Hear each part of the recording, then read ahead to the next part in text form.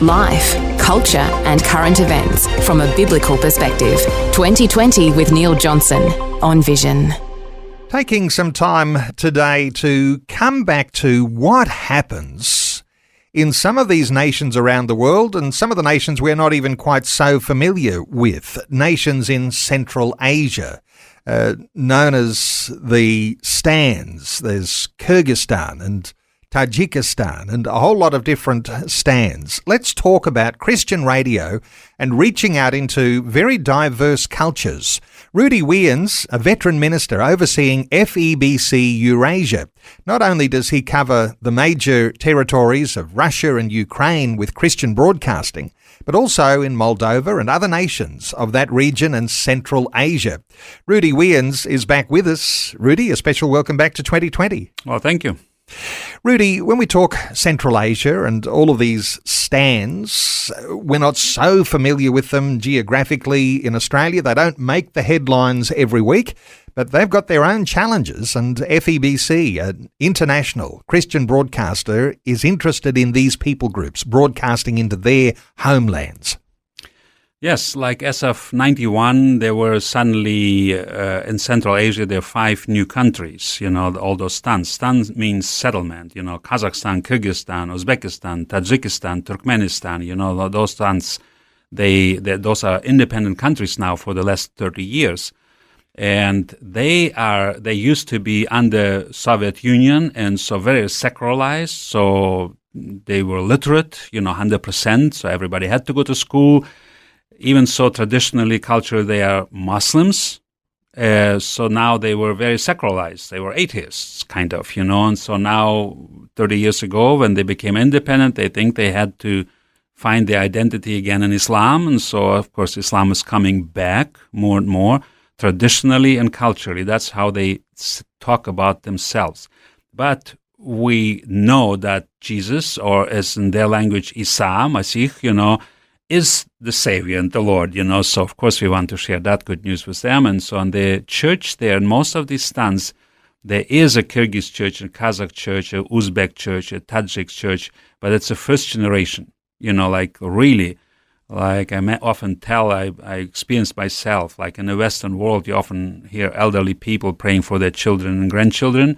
Over there, you hear young people praying, Christians, praying for their parents and grandparents. It's the other way around, because it's much, much more difficult for the elderly people to accept the truth in Jesus than for the younger people. Last time we were talking, we were discussing the difficulty that there must be when you're a Christian broadcaster on those two sides of the border, the Russian side and on the Ukrainian side. And with war going on, you take a peacemaker position and you try and bring peace between enemies. It's even more complicated when you start to talk about what's going on with all of the stands in Central Asia, because these are, as you say, they're Islamic nations, and you're a Christian broadcaster. Are there special things that you've got to do to be able to broadcast into those Islamic countries? Well, you're right. So I had lots of experience in communicating with Orthodox people, who have some knowledge of Christianity and the Bible and so on. Here it was the other way around. But still, what I find and what we find, what our local people, local believers, like the Kazakh and Kyrgyz friends, my friends who are followers of Christ, what the approach we take is that no Muslim can afford to say anything bad about Jesus. Jesus is the best prophet, and even in their religion.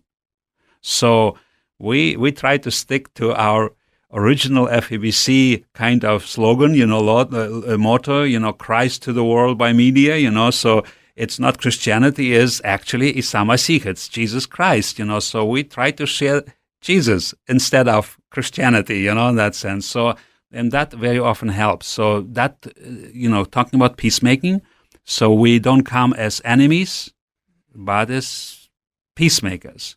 And also like the one of our key person in Kyrgyz, our ministry in our radio, okay? So he basically asked before he became a follower of Christ, he asked his teacher, Muslim teacher, Said, how about Jesus, Isa? Who is he? And is he our guy, our fellow? Is he a stranger to us? No, he's our prophet. But the Russians took him and made him to their god.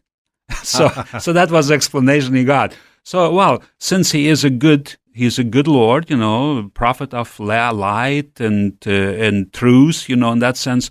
So we have to know, we can learn more about him. Yes, actually we should. We should actually read the Gospels, but the Christians have corrupted them, but we should actually read them. So that opened his mind, and he started to learn more about Jesus, and finally he became a follower of Christ. Now he's one of our key people there in Kyrgyzstan. Maybe some of the secret's getting out here, but in Australia we probably tend to have the perception that there is an anti-Christian streak in Islam, and perhaps that's at the leader level. That's at the level where there are extremists who would use the Islamic scriptures against the Christian. But when you're broadcasting into all of the stands, all of those nations, what you're saying is that there's an openness to the Jesus of the Bible because he is also recognized as a prophet in Islam. And in that, people are coming to faith in Christ. That's true. And of course, as Christians, as followers of Christ, so we want to love God and our neighbors as well. So we are actually known in our broadcasts, our daily broadcasts, especially where we have a 24/7 broadcast, like on an FM network, on FM stations. So we are known as family radio, so the family relationships like marriage, upbringing kids, we have a special, in Kyrgyz language, a special talk show we call School for Mothers. For some reason, they found our people there found it very, very helpful and needed, in that sense. Of course, that's oriented towards mothers, but then we need programs, and one of our fellows does a good program for men. And men, he said, the best results, the best call I get from men is when they say, "Thank you, for the broadcast. It got to me that it's the domestic abuse is actually bad." We will often think, and it's been a long time that I've been saying, oftentimes the gospel rides on the back of the family. And so when we have a biblical foundation for family, we know we have a recipe that works for husbands and wives and raising children, and the way we conduct ourselves, the way we live our lives, the way we're resistant to those things that are often addictive. There's something powerful I can hear you say here, that when you've got a Christian broadcast into these lands, the family is a wonderful way to bring the gospel and see it in its fruition. And that also helps us with the government. So the government in those 5 stands, for example, 5 new countries in Central Asia, former Soviet republics. So the government tries to be secular.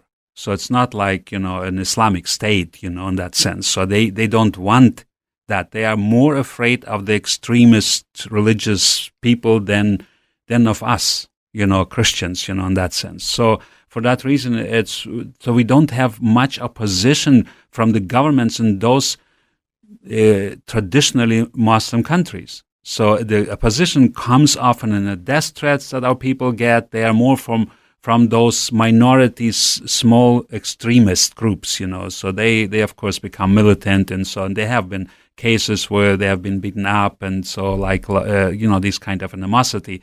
But that's not official and not major, not from everyone. Those are smaller groups, Of course, there are always people like that, in that sense.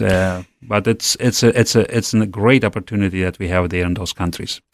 And when you have a message which is about a harmonious relationship between a husband and a wife, and a harmonious family, no doubt, like so many nations, and this might not be only the 5 stands that we're talking about, but the prevalence of domestic violence and the things that fuel that, the Christian message in all of that has real resolution to some of those problems, and people are obviously discovering that very powerfully. Yeah, that's true. Like the young people, the women, the wives, the mothers, they love us, So we are basically their fans, but not only the women and children or young people, but also men, because there are lots of men that are educated, are decent people, but they grew up in that society where it was okay. So, for example, one of I don't want even to mention his name, but top leader, religious leader, so was asked, is that okay to beat up your wife? And the answer was, you shouldn't overdo it. So don't break any bones and so on. So be careful when you do that. So that's a kind of society people grow up, and then we come with respecting each other, with loving each other, with taking care of each other. Who wouldn't love that? Who wouldn't want that?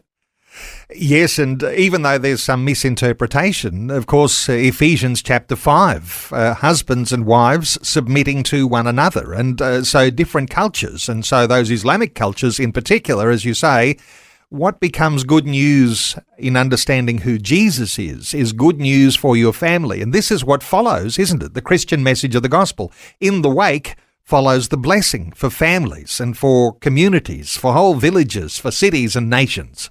Well, I personally, I've been a follower of Christ for many years, and I am convinced that Jesus is the answer to all problems we have, So when we get to know Jesus, and his teaching, even death is no problem, I always say. Now, I imagine that in the 5 stands, given they're an Islamic context, there's a difference here in some of the social problems because largely alcohol would be banned in a lot of those Islamic countries. But you're also overseeing Russia and Ukraine, where I'm aware that alcoholism and the family dysfunction is very much fueled by that. A different set of problems when you've got what happens in Russia or in Ukraine to those things that are going on in Central Asia. Well, of course, vodka, the alcohol is a huge problem in the Slavic society, in the Russian. But not only there, now among these Muslim countries, these stands, the drinking problem, the alcohol problem is so huge. So I asked some of the people there, were just, talking. I said, well, on weddings, I assume you are Muslim, so you don't have any alcohol. And he said, well, no, we drink from tea kettles, so like, so not out of the bottles, but out of tea kettles. So alcohol is still a problem, like they were secularized. So Russians taught them lots of good things, but some bad things as well, so they got used to it. And alcoholism, is a problem, even in those stands, especially domestic abuse often is related to alcohol as well. Rudy, you're leading FEBC Eurasia. Here in Australia, we like a bit of Christian music on our Christian radio.